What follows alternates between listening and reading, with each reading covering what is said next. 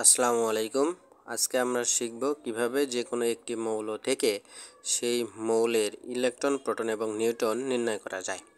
তাহলে এখানে এক্স ধরেছি আমরা, এক্স হচ্ছে যে কোনো একটি মৌল, আর এ হচ্ছে পারমাণবিক ভর সংখ্যা, জেড হচ্ছে পারমাণবিক সংখ্যা, প্লাস ভিতে ধনাত্মক চার সংখ্যা এবং মাইনাস ভিতে ঋণাত্মক চার সংখ্যাকে বোঝানো হয়েছে। সুতরাং যে কোনো একটি মৌল যদি এক্স হয়, সেই মৌলের ক্ষেত্রে আমরা প্রোটন সংখ্যা নির্ণয় করতে পারবো হচ্ছে পারমাণবিক সংখ্যা।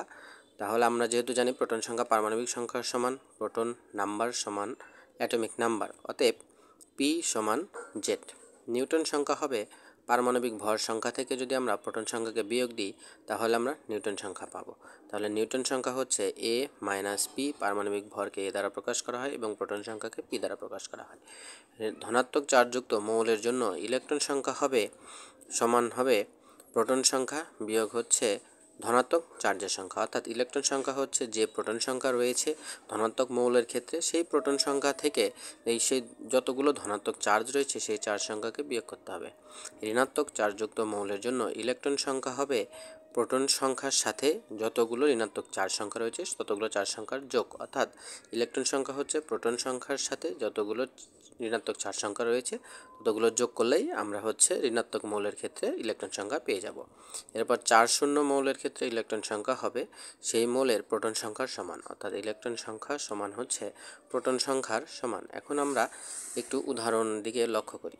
উদাহরণে দেখা গিয়েছে সোডিয়াম পরমাণুর জন্য এই পরমাণুর চার সংখ্যা যেহেতু 0, তাহলে এর প্রোটন সংখ্যা হচ্ছে এর যে পারমাণবিক সংখ্যা জেড তার সমান হবে, তাহলে প্রোটন সংখ্যা হবে কত? 11। ইলেকট্রন সংখ্যা হবে প্রোটন সংখ্যার সমান, যেহেতু চার্জ 0 অতএব ইলেকট্রন সংখ্যাও 11। আর নিউটন সংখ্যা হবে আমরা এর ভর সংখ্যা থেকে যদি প্রোটন সংখ্যাকে বিয়োগ করি তাহলে আমরা নিউটন সংখ্যা পেয়ে যাব। অতএব যেহেতু অ্যাটমিক নাম্বার 23 বিয়োগ হচ্ছে প্রোটন সংখ্যা কত? 11, তাহলে এর নিউটন সংখ্যা হবে 12।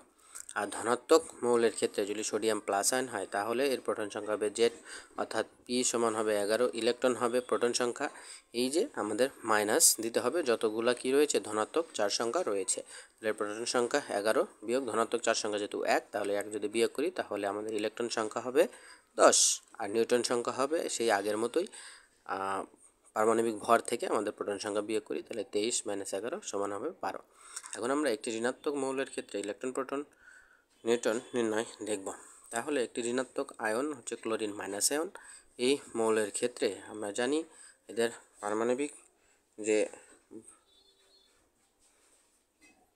পারমাণবিক সংখ্যা কত? 17, আর হচ্ছে ভর সংখ্যা হচ্ছে 35। তাহলে এর যে প্রোটন সংখ্যা হবে এর পারমাণবিক যে সংখ্যা রয়েছে তার কি সমান, তাহলে প্রোটন সংখ্যা হবে কত?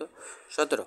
আর ইলেকট্রন সংখ্যা হবে প্রোটন সংখ্যা যোগ এর সাথে যতগুলো ঋণাত্মক চার সংখ্যা রয়েছে ততগুলো চার সংখ্যা আমরা কি করব?